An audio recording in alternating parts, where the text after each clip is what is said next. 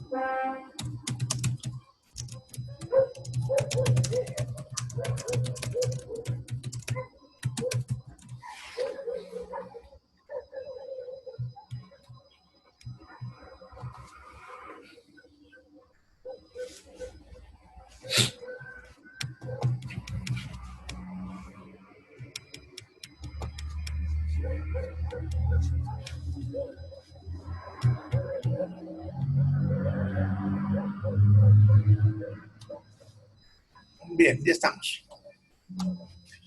¿Ya? Sí, ya. Bien, cortamos el audio. Bueno, entonces habíamos hablado ahorita sobre los espacios líquidos, ¿no? Ahora hay otro término que hay que entender, que es el medio interno. Sucede que el cuerpo humano, si bien somos un organismo pensante y ustedes están conscientes que son un individuo, en realidad ustedes están formados por miles de células y cada célula es un ser vivo aparte. Ya, eso tienen que también entenderlo un poco. Lo que pasa es que nosotros tenemos conciencia de individualidad. No nos damos cuenta que nuestro cuerpo está formado por células y cada célula es un individuo. Ya, si bien de repente no tenga conciencia, pero el objetivo de todo lo que es su cuerpo, lo que comen, que su corazón lata, que ustedes piensen incluso, tiene como objetivo mantener viva a todas esas células. Solamente que las células se han organizado en funciones y especialidades para que cada una haga un trabajo y así poder mantener a todo el trabajo, a todo el cuerpo en buenas condiciones y así mantener vivas a todas las células que forman la comunidad de nuestro organismo.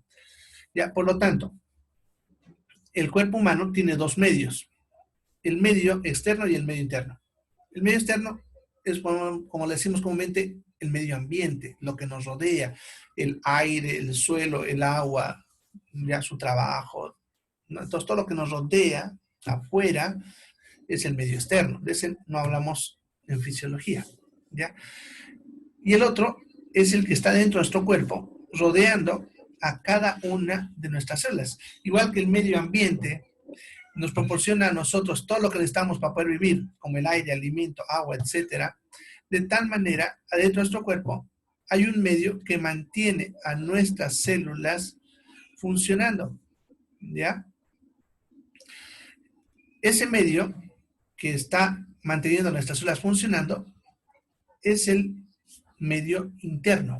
Y este medio interno está formado por el líquido extracelular, ¿ya? Entonces, ese líquido extracelular sería el medio interno, ya que ese líquido le proporciona a nuestras células todo lo que necesitan: agua, nutrientes, glucosa, oxígeno, minerales, sodio, potasio, hierro, etcétera, ¿no? Entonces, por eso incluso aquí en la pizarra yo les he puesto una flechita así con rayitas entrecortadas conectando con lo que es el espacio extracelular, en realidad con el líquido, ¿ya?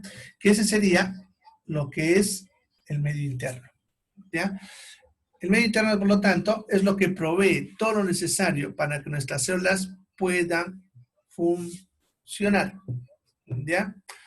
Bien, ahora, hay un término que se llama homeostasis.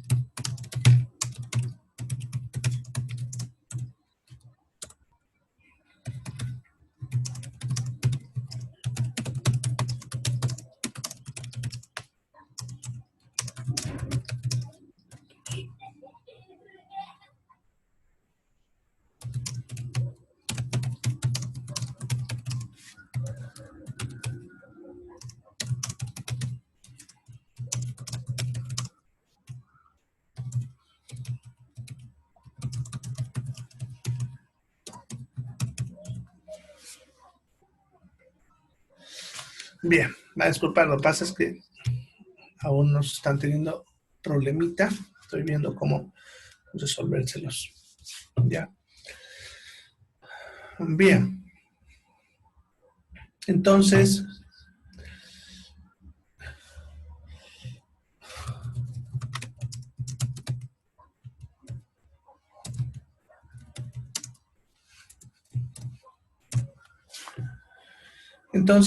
homeostasis es el término que se aplica al equilibrio del medio interno, ¿ya? Ese líquido que hablamos ahorita, que está rodeando las células, debe tener un equilibrio de los nutrientes, que tiene que ver justamente con los que les ponía hace ratito: la glucosa, el dióxido de carbono, oxígeno, sodio, potasio, cloro, magnesio, etcétera, etcétera, ¿ya? Entonces tiene que tener cierta cantidad, ya que si esa cantidad varía, alteraría la función de las células. Mejor ejemplo para entender eso es la diabetes, por ejemplo. Nosotros tenemos que mantener una glucosa que vaya entre 70 y 110 miligramos por decilitro. Si esa cantidad empieza a aumentar, me altera el equilibrio de este líquido, y eso va a traer como consecuencia que las células empiecen a fallar, ¿ya? Por lo tanto, ¿ya?, para mantener las células en buena salud o en buenas condiciones, deben mantener el equilibrio del medio interno, ¿ya? Y ese equilibrio depende de la función en conjunto de todos los órganos, ya que lo que hace el riñón, el corazón, el pulmón, aparato digestivo, todo, es justamente trabajar para mantener ese equilibrio. Por lo tanto, si algún órgano falla, empieza a desequilibrarse el medio interno y eso se manifiesta con enfermedades. ¿Ya? Bien, entonces ya saben que al equilibrio del medio interno le vamos a llamar homeostasis. ¿Ya? Es un término que usamos en fisiología ya para eso. Bien. Entonces, eso es lo que es la homeostasis.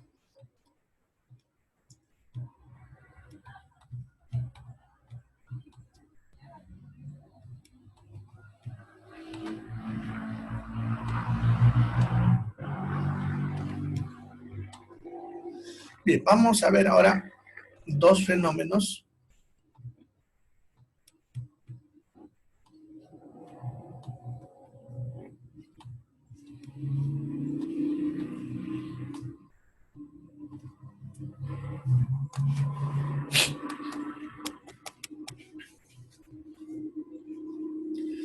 Ya, estos dos fenómenos que vamos a ver ahorita son dos fenómenos físico-químicos. Ya, ambos fenómenos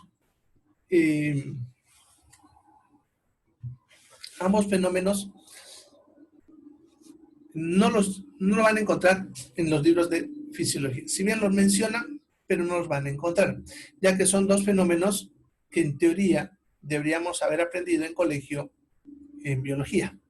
¿Ya?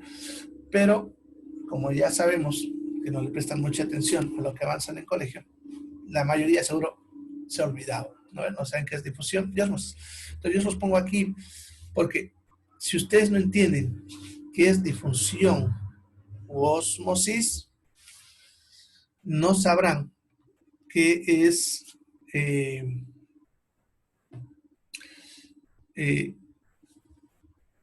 cómo funciona, perdón, la célula, ¿ya? O sea, para poder entender cómo funciona la célula, debo conocer lo que es la difusión y la ósmosis, ¿ya? Así que si ustedes no saben esto, no van a entender nada de lo que yo voy a hablar, porque van a ver más adelante que a cada rato uso la palabra difusión o ósmosis. Así que es importante conocer estos dos conceptos y entenderlos, ¿ya? Bien. Entonces empezaremos con difusión. Ya. La difusión entonces es el fenómeno físico-químico en el cual ya el soluto, dice, se mueve dentro del solvente. ¿Ya? Entonces, ¿a qué se refiere eso? Sucede que cuando yo mezclo dos sustancias, voy a tener uno que le vamos a llamar soluto y otro que se llama solvente. ¿Ya? El soluto es la parte sólida o la que se encuentra en menor cantidad. Y el solvente es el que se encuentra en forma líquida o en mayor cantidad. ¿Ya? Entonces, si yo mezclo dos cosas, va a tener uno que va a actuar como soluto y otro que va a actuar como solvente. Por ejemplo, si ustedes mezclan agua con sal, entonces la sal es el soluto y el agua es el solvente. ¿Ya? Si ustedes mezclan azúcar con agua, lo mismo, el agua es el solvente y el azúcar es el soluto. ¿Ya? En nuestro cuerpo, el agua sigue siendo el solvente. Y todo lo demás que hemos mencionado incluso hace rato, como sodio, potasio, cloro, magnesio, hierro, proteínas, glucosa, oxígeno, dióxido de carbono, son solutos. ¿Ya? Todos esos son solutos. ¿Ya? Entonces, el fenómeno de difusión, fíjense, dice, es el movimiento, y les aclaré quién. ¿Quién se está moviendo? El soluto. ¿Ya? Ese soluto se está moviendo dentro de un solvente, pero no se mueve a la loco.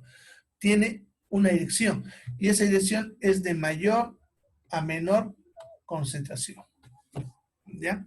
Bien, entonces para entenderle eso, les voy a hacer un pequeño dibujito aquí al lado, para que comprendan en qué consiste esto.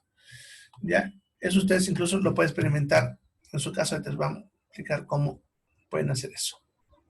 Entonces vamos a suponer que yo tengo un vaso o, bueno, cualquier recipiente donde podamos poner agua. ¿Ya? Entonces tengo ese recipiente y este recipiente, le llenamos de agua acá. ¿No? Esta es el agüita ahí, ¿no? Que le hemos puesto.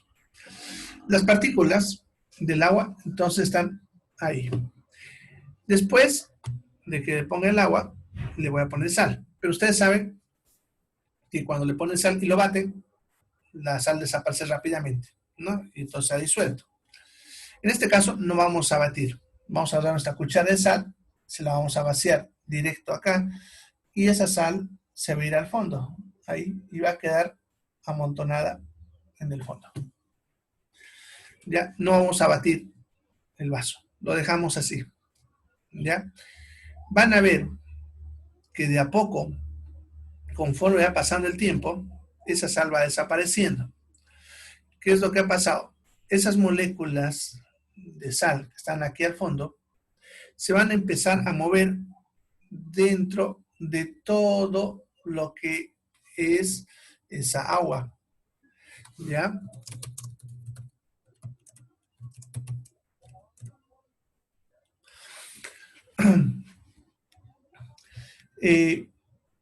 Y nos empieza a mover en la dirección, ¿ya? Que habla el concepto. ¿Ya? El concepto dice, fíjense, se mueven de mayor a menor concentración. Y aquí en el fondo, donde ha caído esa sal, está en mayor concentración. Y en todo alrededor de esa agua está en menor concentración.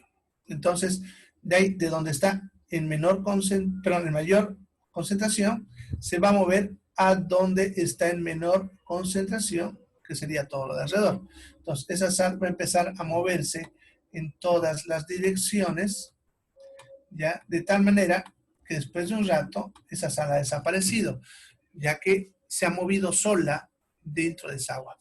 A ese fenómeno se le llama difusión, ¿ya? Y ustedes en la casa pueden experimentarlo colocando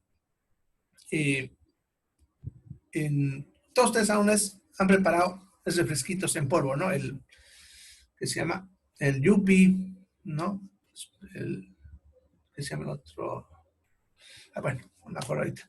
Esos que vienen suavecitos en polvo, ¿ya? Entonces, si ustedes agarran ese refresco en polvo y en un vaso o en una jarra, o que ustedes quieran que sea de vidrio para que puedan verlo, en vez de vaciarle todo el sobre de golpe, agarran una pizca de ese refresco y pónganlo encima. Y ustedes van a ver cómo las partículas de color se empiezan a mover como si tuviesen vida. Ya se van a empezar a mover en todas las direcciones como si fuesen gusanitos. ¿Ya? Y conforme va haciendo eso, van a ver que el color se va esparciendo. Ustedes no van a batir nada, simplemente lo van a poner encima y van a ver cómo ocurre la difusión. Ya van a ver cómo se mueve. Ya, ese movimiento de los solutos se conoce como difusión. Y en nuestro cuerpo ocurre en los líquidos que acabamos de mencionar con los solutos que hemos hablado también. ¿Ya? El sodio y potasio se van a mover en el agua que está en el líquido extracelular y en el líquido intracelular, ¿ya? Por difusión, ¿ya? Bien, entonces, ese es el primer fenómeno, la difusión. Tenemos un segundo fenómeno que se llama ósmosis, ¿ya? Para la ósmosis, además de tener una fuente de agua o un recipiente con agua, vamos a poner otro que sería un tubo, de lo que sea. En el laboratorio, por ejemplo, nosotros hacemos con una jeringa a la que le cortamos el fondo. Ya, vámonos así, ahí. Ya, y le hemos cortado el fondo. Ya, voy a poner la misma jeringuita que usamos. Ahí está. Le hemos cortado la parte donde está el pico. Ya, pero en esa parte nosotros le vamos a colocar una membrana. ¿Ya? Puede ser cualquier membrana biológica. Una hoja, cuero, piel. En laboratorio, por ejemplo, usamos papel celofán. Bueno, así, cualquier membrana. Esa membrana la vamos a colocar aquí, conformando una bolsita, ya alrededor de ese tubo. Si lo vamos a poner así, ¿no? Así, ¿no? Una bolsita ahí. Lo amarramos con hilo para que quede bien apretadito y lo pegamos ahí con silicona para que quede bien sellado. Entonces, al hacer eso, si ustedes se dan cuenta, hemos creado dos espacios. Ya, un espacio que está aquí afuera, ¿no? Y otro espacio que está aquí dentro de este tubo y esa membrana. ¿Ya? Bien, una vez que hemos hecho eso, ya vamos a ponerle agua. Ya, al ponerle el agua, la vamos a poner en el espacio de aquí afuera. Entonces el agua va a entrar aquí afuera y esa agua va a atravesar esta membrana de acá y va a empezar a subir hasta que se iguala con lo que está afuera, ¿no? Entonces se iguala el agua en ambos espacios. Así yo tengo dos espacios con agua.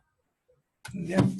Bien, ahora, la característica de este fenómeno llamado ósmosis es que es a través, ¿ya?, de una membrana semipermeable.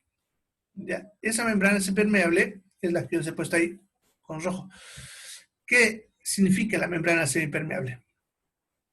Una membrana semipermeable es una membrana, ¿ya?, que deja pasar algunas cosas y otras no. Da el nombre de semipermeable.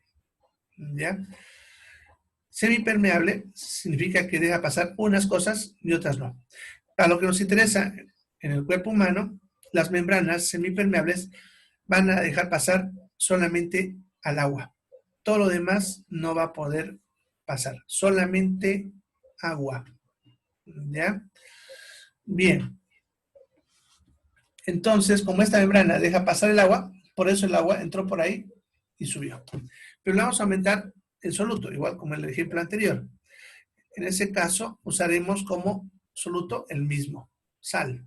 Entonces le ponemos sal a este espacio de aquí afuera. Esa sal se va a ir aquí al fondo, ahí va a quedar amontonada.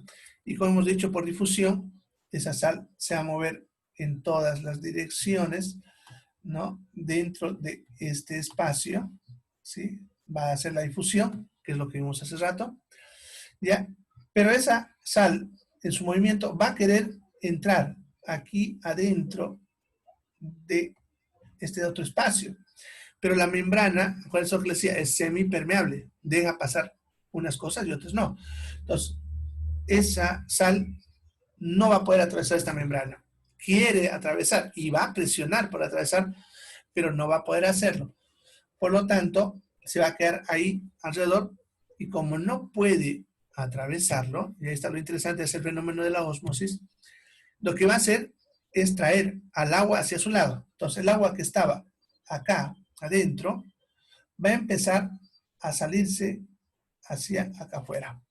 De tal manera que el agua que está dentro de este espacio va a empezar a reducirse, ¿ya? Y si estaba al nivel de afuera, ahora va a estar más abajo.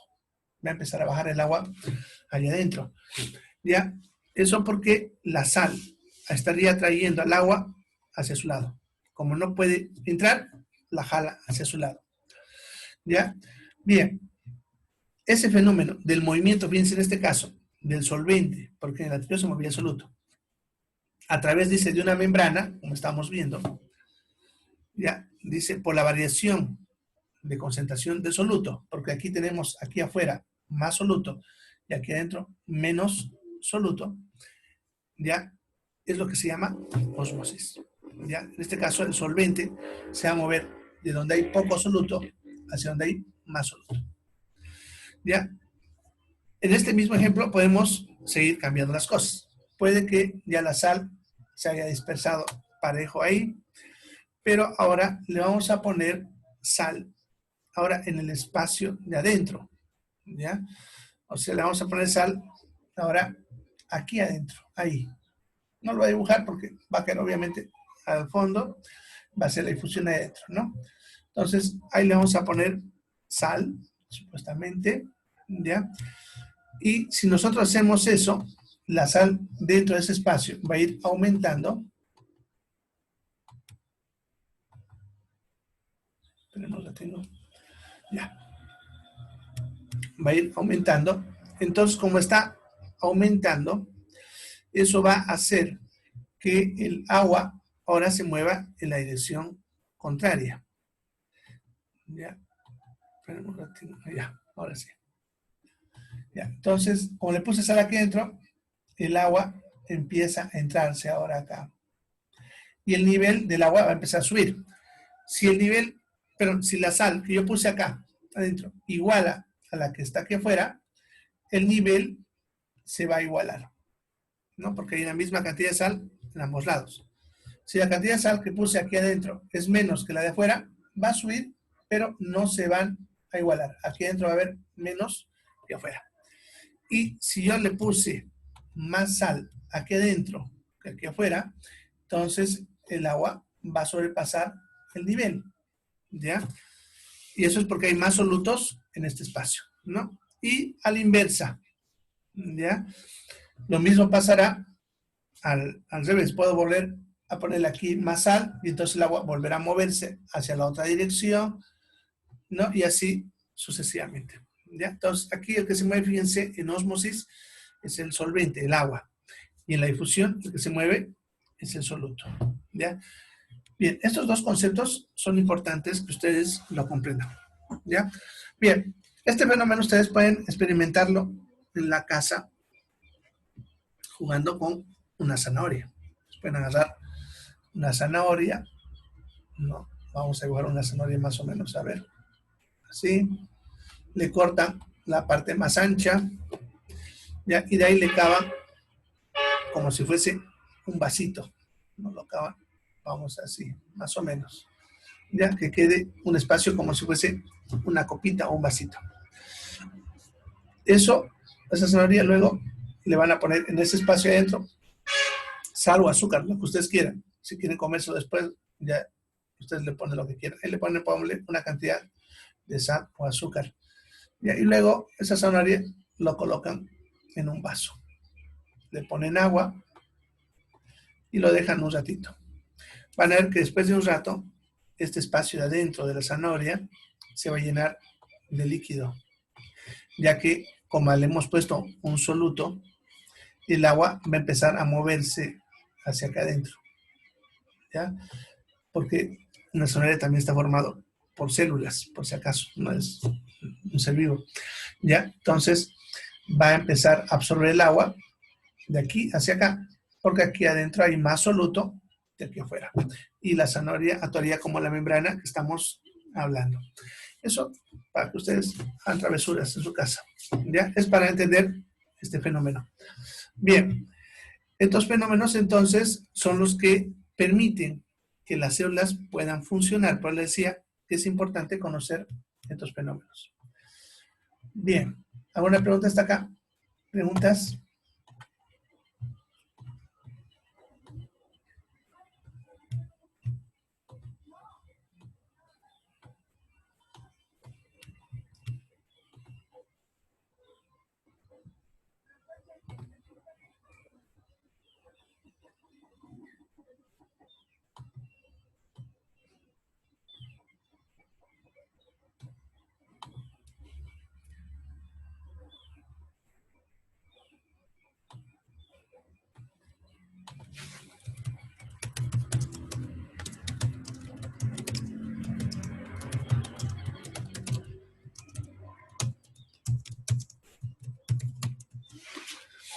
Bien, entonces, para terminar la clase hoy día, vamos a hablar sobre signos vitales, ¿ya? Los signos vitales son constantes fisiológicas que nos sirven para evaluar el estado vital de las personas, ¿ya? Cuando hablamos de estado vital, se refiere a si estamos bien, mal, muertos o a punto de morir, ¿no? Eso lo que son los constantes vitales. Sirven para evaluar ese estado. Si me está pasando algo malo y si mi vida está en riesgo, ¿ya? Por eso dice, sirven para evaluar estado vital. Ya son los signos vitales. Son 5 que vamos a ver. Temperatura, frecuencia respiratoria, frecuencia cardíaca, pulso y presión arterial. Los signos vitales son lo más básico que debe conocer todo trabajador de salud, ya que en toda atención, lo primero que vamos a hacer siempre es evaluar los signos vitales. No importa el área. Si ustedes son de nutrición y van a atender por primera vez a un paciente, lo primero que tienen que hacer es evaluar sus signos vitales. ¿Ya? Siempre, no se olviden. En toda atención, lo primero que se evalúa son los signos vitales. ¿Ya? Bien, son los siguientes. Vamos a ir viendo y vamos a ir explicando de cada uno. Bien, entonces el primer signo vital es la temperatura. ¿Ya? La temperatura, entonces, es la sensación térmica del cuerpo humano. En otras palabras, la percepción que nosotros tenemos de la temperatura. ¿Ya? Nuestro cuerpo va a producir calor, ¿ya? Y también lo va a ir perdiendo. El cuerpo produce calor equilibrando lo que vamos perdiendo para mantener una constante temperatura. Esa temperatura normal debe mantenerse entre 36 y 37,5. Va a ir subiendo y bajando dependiendo de la temperatura del medio ambiente, de que estamos o no abrigados, de nuestra actividad, de lo que comemos, etcétera. ¿Ya? O sea, hay varios factores que hacen que nuestra temperatura sube y baje. No es un solo valor durante todo el día, va variando. ¿Ya? Ustedes cuando se levantan, se van a levantar una temperatura, 5 minutos después van a tener otra temperatura, y otros 5 minutos después otra. O sea, nuestra temperatura va fluctuando, no es todo el tiempo la misma, sube y baja, pero es considerada normal siempre y cuando no sobrepase esos límites.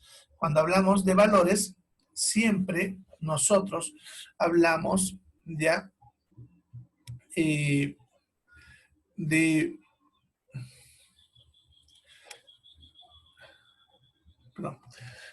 valores de un mínimo y un máximo. ¿Ya? Cuando hablamos de valores, siempre vamos a hablar de un mínimo y un máximo. Eso se llama parámetro. ¿Ya? Incluso cuando vean su tarea, yo les estoy pidiendo valores normales. Eso significa que ustedes tienen que ponerme de las cosas que se pide ahí, un mínimo y un máximo. ¿Ya? Entonces, eso es importante. ¿Ya?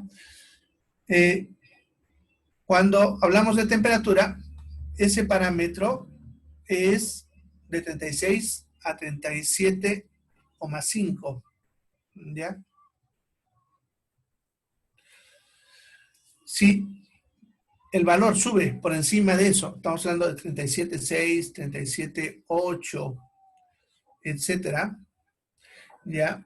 A eso se le llama hipertermia. ¿Ya? Ahora, si es que ese valor está por debajo de 36, entonces se llama hipotermia. Estamos hablando de 35,4, 35,2, 34, 32, ¿no? Eso sería hipotermia. ¿Ya? Bueno, entonces, este es el valor que vamos a usar para la temperatura. Ahora, lo que hay que entender en cuanto a la temperatura es que su propio cuerpo también tiene diferentes valores. No es el mismo la temperatura que hay en la cabeza que hay en la punta de los pies. Varía. En teoría, la temperatura más precisa y que más nos sirve es la temperatura central, que sería la que se mide en el oído. Sin embargo, medir la temperatura en el oído es impráctico, ya que necesitamos un aparatito especial, porque si no, lastimaríamos el oído. Ese aparatito es costoso y difícil de conseguir, así que por eso no usamos esa temperatura, aun cuando los libros la escriben como la mejor temperatura.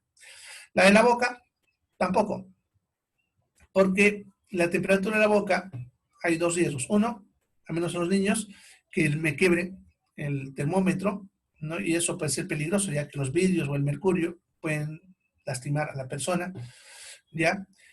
Además, que es más fácil que se transmitan las enfermedades. Entonces, por eso tampoco es muy práctico el de la boca, ¿ya? Antes lo usaba.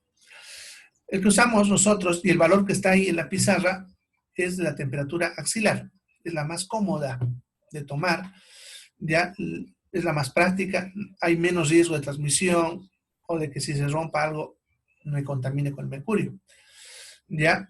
Pero también podemos tomar la temperatura de la superficie del cuerpo en cualquier parte, que es la menos confiable, pero sirve. No que es, por ejemplo, la que están usando ahora con ese aparatito que miden, ¿no?, la temperatura en los diferentes lugares que han de vivir, es la superficial, ¿ya?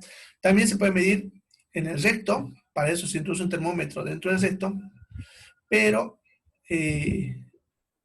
pasa lo mismo que la boca, el peligro de que se rompa, lastime y además la transmisión de enfermedades. La usamos muy rara vez, cuando por un motivo no podemos usar las otras o para hacer diagnóstico diferencial. Entonces la temperatura que ustedes están viendo ahí es la axilar, ya de 36 a 37,5.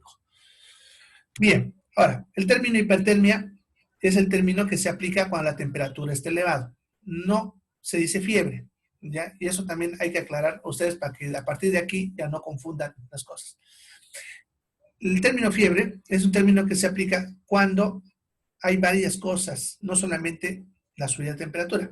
La fiebre tiene que tener hipertermia, que ya saben que es temperatura elevada, cefalea, mialgia, artralgia, escalofríos. En otras palabras, dolor de cabeza, dolor muscular, dolor articular y escalofríos. Entonces, temperatura elevada, más cefalea, más escalofríos, dolor muscular, dolor articular, a todo eso en su conjunto se llama fiebre. Si solamente la temperatura está elevada, sin nada del otro, a eso no se le llama fiebre, simplemente se le llama hipertermia. Entonces, cuando estamos hablando solamente de la temperatura, se le llama hipertermia, ¿ya? Eso es importante también que lo entiendan, no hay que confundirlo, ¿ya? O tampoco hay que confundirlo con una enfermedad que se llama hipertermia maligna, que es una enfermedad que ocurre en personas cuando se les coloca ciertos tipos de anestésicos. Y es una reacción que a algunas personas les da cuando usan anestésicos, ¿ya? Bien, entonces, eso sería la temperatura. Hasta ahí quedaremos por hoy, ¿ya? ¿Alguna pregunta? ¿Preguntas? Tenemos todavía un minutito. ¿Ninguna pregunta? Bueno, entonces su tarea va a publicarse, creo que ya se ha publicado. Bueno, estaba programado para publicarse, creo que a las 11 o algo así, 11. Así que, si no le apareció seguro, ya les va a aparecer. Está ya lista para publicarse. Ya, un cuestionario también va a estar publicado seguro también ya para responder hasta mañana en la noche. Ya, entonces ya vaya ustedes resolviendo eso. ¿Ya? ¿De qué forma se debe ocupar el termómetro de mercurio, no el digital? Bueno, no sé a qué te refieres, ¿de qué forma?